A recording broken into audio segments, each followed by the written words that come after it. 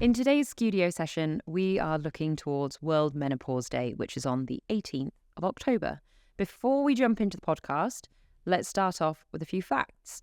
Menopausal women are the fastest growing workforce demographic. That's nearly 8 out of 10 menopausal women in the workforce. And as many as 70% of those are experiencing stress due to the menopause. This is the most shocking one for me. 1 in 10 are leaving their jobs because of it, leaving your job because of the menopause. Not only that, but nearly half of women, 46%, don't disclose their struggles out of fear of negative perceptions. So there is clearly a need to talk about it more and talk about action and support for people who are going through this transition.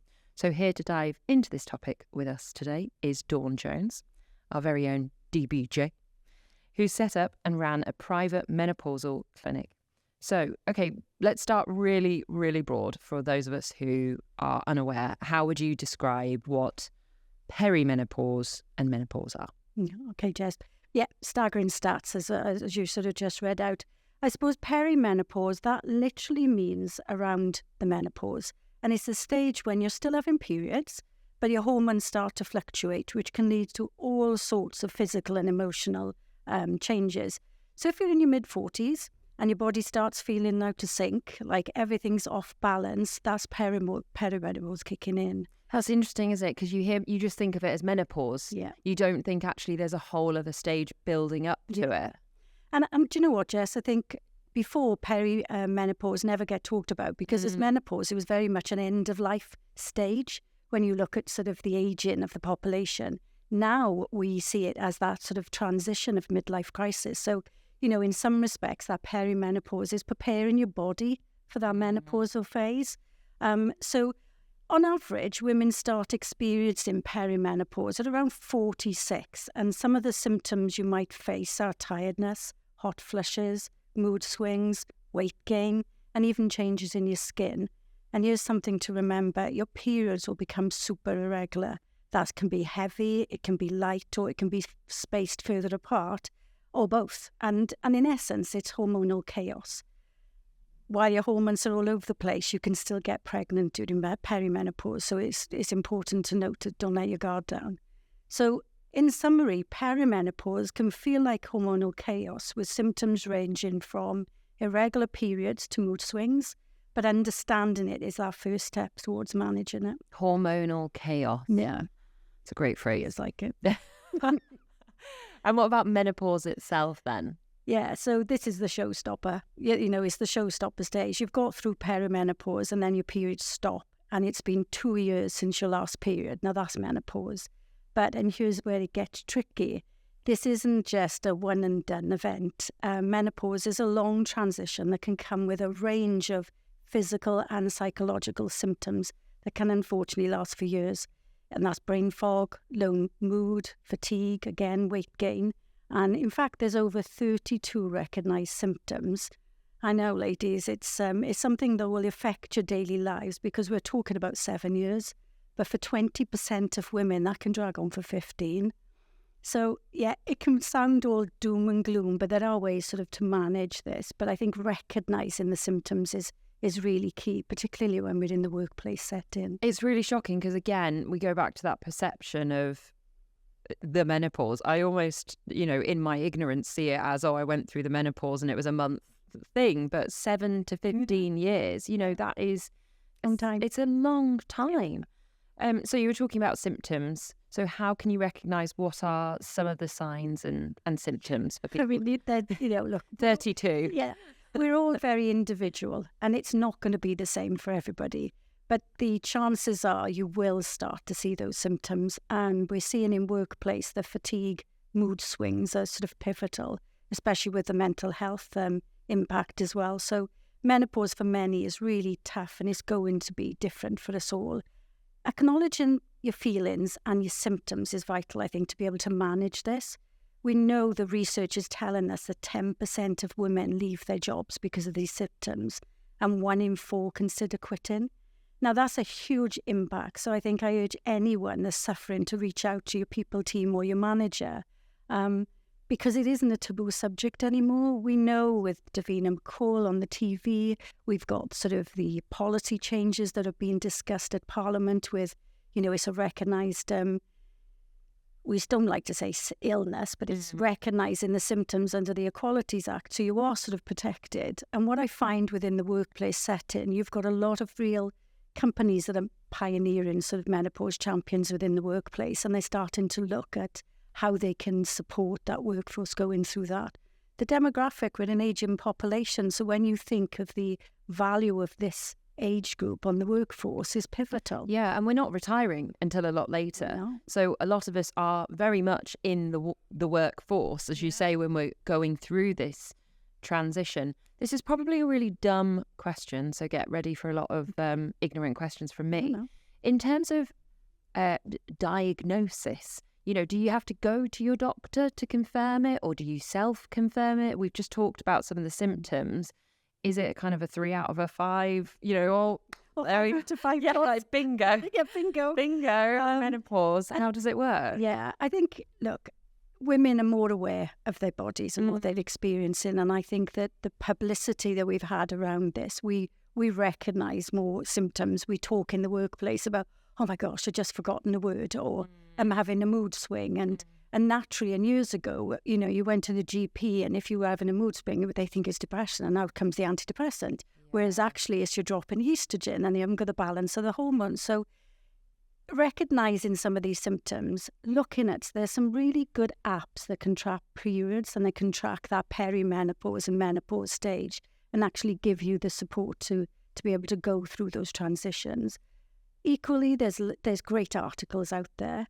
And, years ago when you talked about natural supplements, you had black cohosh and you had soy, and they were the sort of the go-to. Now we've seen so many emerging products on the market for perimenopause and menopause, more education and awareness around gut health and how that can help balance hormones. So I think once you recognise that something is a bit off, and as women, we are in tune with our bodies, recognise something is off, really explore what you're feeling and if this is out of the norm. I mean, 9 out of 10 women will experience that low mood. And, 77% of research will say that a woman having symptoms of low mood and depression and mental health issues, and they've never had it before. So what's not right in your body. I think seek out some holistic support, the supplements, and look after your diet. And then if it gets really bad, go and see your GP. The advice I would give, though, is that see a GP and be clever about seeing the right GP if it's a woman's health.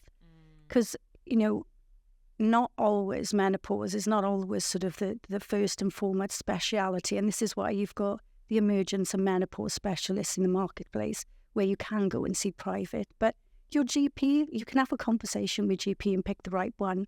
Especially when it's something that affects your mental health. It must be such a scary, isolating time. You touched upon it there, having a conversation and talking to people. Yeah. Do you have any other tips for, okay, someone's recognised some of these symptoms, they're starting to think, okay, I think I'm going through this transition. What sort of tips do you have for people who might be going through that transition? Yeah, I think it's sort of understanding the symptoms you're going through and seeing if there are little tips that you can do with your diet. But managing menopause and this can feel really overwhelming. So I think for me, let's shift the focus. So instead of seeing this as the beginning of the end, try viewing it as that national transition. And I'm not saying this is easy. It's certainly not. I know, having had a surgical menopause, but if you look at it positively, that it can certainly help. Before I go into the tips, Jess, it is worth mentioning the surgical menopause, because that's when you literally have your ovaries and your plus or minus uterus taken away. So for me, I had that before I even started to have perimenopause symptoms. So you do feel as if you're dropped off the cliff when that happens. So I think if anybody going through a surgical menopause, then certainly speak to your gynecologist and then your GP afterwards, so you've got the right support in place when you do come out of hospital. Some tips to consider: managing the stress is key. So I think about adding specific techniques such as mindful exercises, meditation or breathing. This also goes for the mental health focus. as many will experience mood swings and depression. So having resources, strategies in your arm is a good thing. And don't forget support groups. We know what the research is like. Have more conversations with your peers or your manager or your people team in work, and explore that. HRT, which is hormone replacement therapy, don't get drawn into the pride of, I can go through this without any intervention. I don't know, it's okay, I can manage it. If your symptoms are severe, go talk to your GP. Don't shy away from talking about it to your manager, to the people team. You'd be surprised with your peers at how many are engaged and will listen and provide their support. Exercise is another one. It doesn't have to be a big, huge, marathon or a jog. Sometimes it's a gentle walk or some yoga is good. Nutrition, again, gut health. There's huge amounts of research that has been developed to show that healthy gut bacteria helps with our mind and with our sort of diet. So that's key. Nutrition is key. Comfort is crucial. I think invest in sort of, light pajamas or change your bedding, have it. Sometimes that people are putting peas under their sort of pillows to keep it cool. You can get bamboo clothing and fans or sort of open window. I think that's key because the hot flushes in the middle of the night is just, can be unbearable. And okay, your husband or your partner could be with you with a bobble hat on because it's freezing cold in the room, but you're going to be fine. Yeah. So, really think about that. And I'd also say, look at the apps. Health and Her have a good app. Balance have a good app where you can track your symptoms and get specific help as well. It's such a good point. There's an app for everything now, and there's good and bad that comes with that.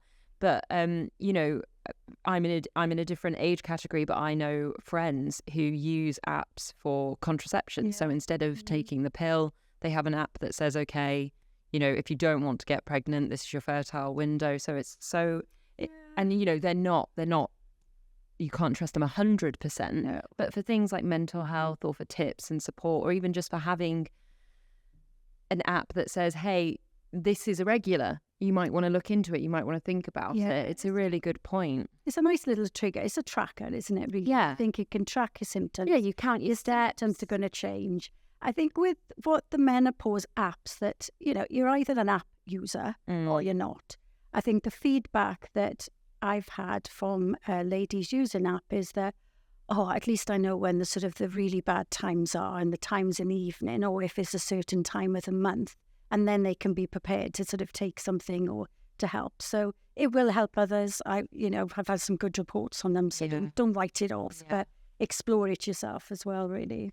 If you don't mind me asking briefly as well, you touched upon surgical menopause there. It's quite a personal question, so if you don't feel comfortable answering it, you absolutely don't have to. But knowing you were going to go through that, how did the reality compare to your expectations and maybe concerns? Yeah, I think, to be honest, Jess, I was quite naive because I think I'd suffered an awful lot because I had endometriosis, and that was all the conversation piece. So then it was a case of, this isn't an option for you. You have to have a total hysterectomy.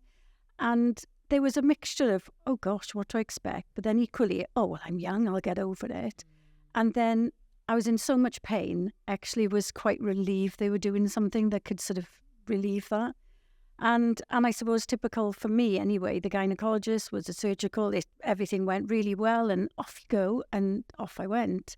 And at the time, there were big questions around, can you use HRT because you had endometriosis? And how you sort of blend that. So I didn't have anything and I had no support for 5 years. And I must admit, I thought I'd fallen off a cliff.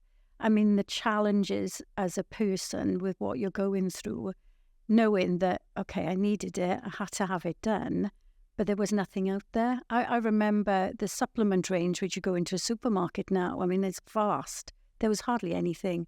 And in all honesty, it didn't really do anything at all.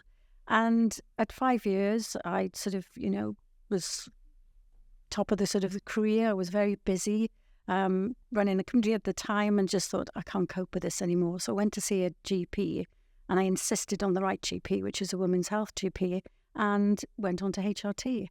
So for me, I would imagine, I was naive. Today, today you've got a wealth of information out there. We know about it. We talk about it more. It's recognised within the workplace that you can have those conversations. And I probably would be in a different stage now. I would probably have gone to the GP earlier to give that support. And equally, there's been a lot of learning from the clinicians. You know, we do have the emergence of specialist doctors that can help through peri and menopause. Gynecologists are more aware now of sort of the after effect and the treatment that can be provided. And as I said, it's all very different. And just because this was my journey and I went on HRT, it works for me. It might be different for somebody else. But yeah, the reality was totally not what I expected whatsoever. I think it's a really good point as well that the clinicians are still learning. There's so much about the woman's body which medical science is still catching up on, because the focus was always on male bodies. And it's a really great point that age is actually irrelevant. Anyone can be going through perimenopause, menopause. Everyone's circumstances are different. Yeah, very much so. And I think it is something that every woman and everybody that's going through that is going to face that, whether that's a transgender that's transitioning, it's going to happen because it's that hormonal shift. It's for us as women to be able to say, look, you know, recognise them and seek that help. And do you know what? The Davina McCall, they sort of seen that as sort of the iceberg. You then had key doctors that were coming and talking about it. Lorraine, and This Morning, they talk about it. They talk about every subject from mood swings to low libido and what you can do. So there is more information for women to be able to explore and to read. Let's talk a bit about support then, and how the people around you or around the person going through this transition can support. So let's start with the primary partner, be that, you know, a male presence in your life, or any partner really. If you're not going through it personally, how can you best support someone who you know is? I think what I've noticed over the last number of years is that men are interested in this to be able to help their partners or to be able to help those that are working within the team or that. So that huge shift has happened over the last, so I'd say, 6 years. And certainly now that menopause is talked about a lot more with henpicked and menopause champions. So, you know, you'll be surprised that men are engaging in this conversation. And for men, and, you know, what we sort of went through, myself and Nick, is that the biggest lesson for Nick was listening. It was listening without trying to fix anything. Because there's that default, isn't it? Oh, you could do this and you could do that. But I didn't want him to fix it. I just wanted to listen and, you know, probably have my little moan and then be able to sort of bolster me up and send me on my way. So I think for men, it's about sitting back and listening and not trying to fix it. And, you know, ask how she's feeling, encourage her to talk if she's comfortable, and just be present. Plus, I would not make the mistake of saying, oh, it's your hormones again if you're running into an argument, because trust me, that's a red flag. So if you ever do that, then you value your life very quickly. So yeah, listen, just be there, be supportive, be, you know, mindful of what she's going through. And I think for men in the workplace, read about it. Get yourself aware of the symptoms and what that means, because there is a fine balance sometimes with performance. You know, if a woman is going through brain fog or she's got sort of low mood or fatigue, then it's, you know, you've really got to be cute as, is this poor performance or is this just going through a symptoms where I need to give some support? So be very acutely aware of the symptoms. It goes back to that stat, 1 in 10 leaving the workforce over the menopause. That's a really scary and disappointing statistic. You know, no one should be leaving the workforce because of a medical transition. How can colleagues or people within the workforce, even businesses, try and make sure that isn't a stat anymore? Yeah, and it's certainly a stat that is changing. I mean, you know, when I was sort of at the menopause clinic, we saw sort of large clients and they were putting in place the menopause champion workplace training, as well as what support from the uniforms, you know, how the uniforms are made. So it's a lighter weight material, having office fans, being flexible where if somebody is having a moment, that they can go into a private space, or they can take a walk, or they can sit by, the open window. And it's about that open communication again. So we really have, in this last sort of 4 or 5 years, seen a massive shift in the way we're talking. And more so, actually not even 5 years, probably the last 2 to 3 years, we've seen that sort of huge shift. And I think managers and colleagues having that creative supporting working environment.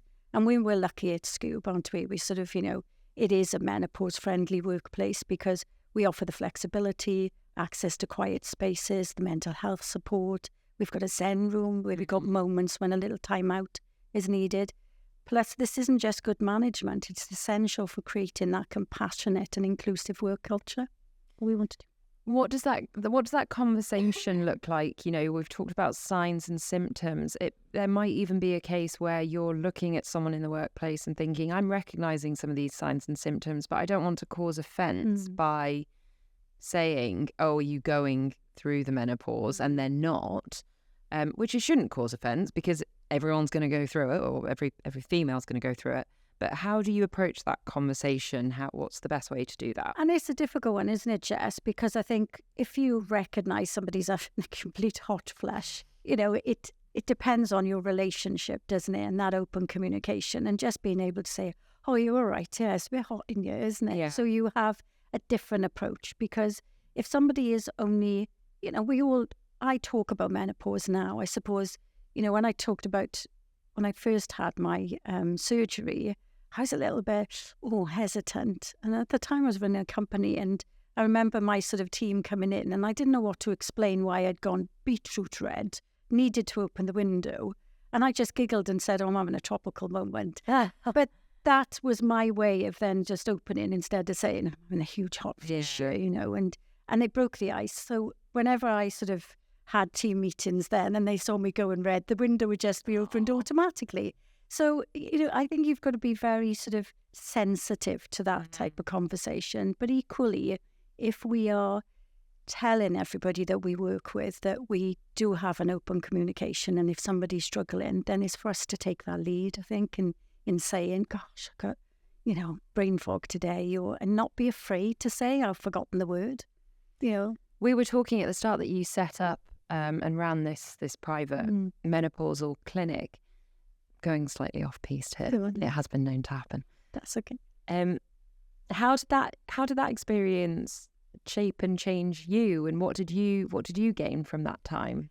I loved it. I think working with sort of 2 very entrepreneurial women that had investment, and they were passionate about women's health, and that was lovely. And I think at the time, when we sort of set up the clinic, it was all around the policy change. We wanted it to be sort of a protected characteristic. So Caroline Harris, which was a Swansea MP, came to quite a few events of that we were running. So I sort of said, right, I need to talk to her and try and get that Welsh agenda changed. And we did, and we've done a lot. And she's gone on to do, a huge amount on the menopause task force. I think it put into place an awful lot of the symptoms I was living and dealing with on a day-to-day basis, and just took them for normal. And this is just happening, and I'll just get over it and off I go. But equally, what was sort of so comforting and encouraging was how many companies that me and my team got on board that were changing policies within the organisation. I mean, I remember speaking to very large companies that didn't have a workplace policy around menopause. They had no support around menopause. I'll never forget doing a work and learn at lunch and learn with a menopause trainer that used to be employed, and she was telling the story about an advice that she was given to an organisation that changed all the uniforms. And they changed the uniforms and they made lighter material. They spent a fortune, and they said, God, we're really proud to be able to say that we've got menopause-friendly uniforms. The only thing they did forget is the uniforms were worn by women in the menopause. So if you saw them coming down the corridor in a different colour, and but you need things like that to actually show and highlight you've got to change. And for me, seeing that change was quite nice. I think having the webinars around sort of workplace settings, doing the podcasts of how to speak to your manager if you're going through it, and recognizing poor performance instead of just symptomatic sort of performance because of the fatigue and the brain fog, and seeing that come to life and change has been great. And it's carried on.